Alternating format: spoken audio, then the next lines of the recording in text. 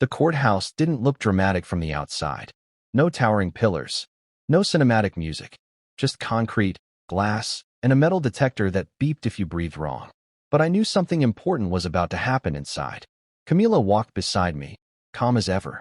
Black blazer. Legal pad under her arm. Coffee already finished. She looked like someone who had done this 100 times and won most of them. Karen Landis arrived 10 minutes later. Cream-colored pantsuit. Perfect hair. Tight smile. 2 HOA lawyers flanking her like bodyguards. She didn't look at me. That alone told me everything. The judge entered without ceremony. Older. Gray hair. Sharp eyes. The kind that missed nothing. Be seated. Silence settled like dust. The clerk read the case name. Property rights violation, criminal trespass, harassment, and abuse of authority. Not lawn height. Karen's attorney stood first. He spoke confidently, smoothly, about community standards, about safety, about how Green Pine HOA had acted in good faith. Then he said it. The homeowner was retroactively annexed into the HOA following a majority vote. The judge slowly looked up. Retroactively annexed? Yes, Your Honor. The homeowner failed to object during the notice period, constituting tacit acceptance. Camila didn't move. She didn't object. She waited.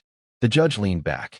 You're telling this court, he said slowly, that a private organization voted to absorb private property without a signed agreement. Karen finally looked up. She nodded. That was mistake number 1. Not trash bins. This was real now. Karen's attorney stood first. He spoke confidently, smoothly, about community standards, about safety, about how Green Pine HOA had acted in good faith. Then he said it. The homeowner was retroactively annexed into the HOA following a majority vote. The judge slowly looked up. Retroactively annexed? Yes, Your Honor. The homeowner failed to object during the notice period, constituting tacit acceptance. Camila didn't move. She didn't object. She waited. The judge leaned back. You're telling this court, he said slowly, that a private organization voted to absorb private property without a signed agreement? Karen finally looked up. She nodded. That was mistake number 1. Camila stood. No theatrics. No raised voice. Just facts. She handed the bailiff a thick folder. Your Honor, this property was never part of Green Pine HOA. No covenant. No deed restriction.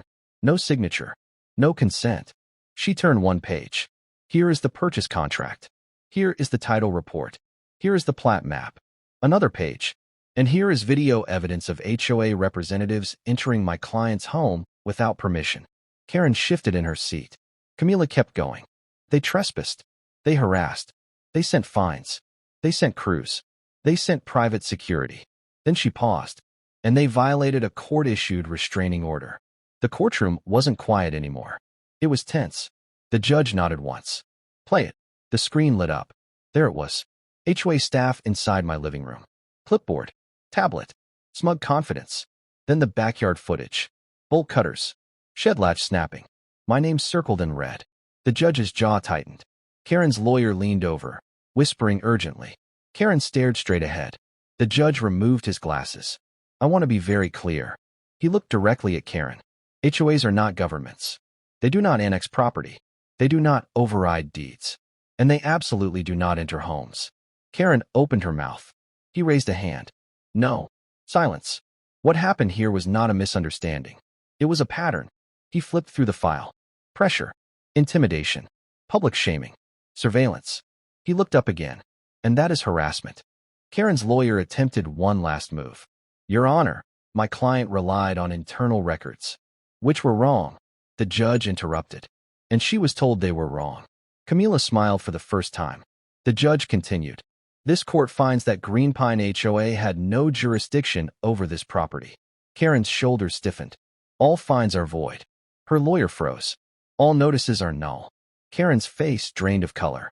And this court issues a permanent injunction. He leaned forward. No representative of Green Pine HOA may step foot on this property again. A beat. Violation will result in criminal charges. The judge wasn't done. Additionally, he said, I am referring this matter to the county prosecutor. Karen looked up sharply.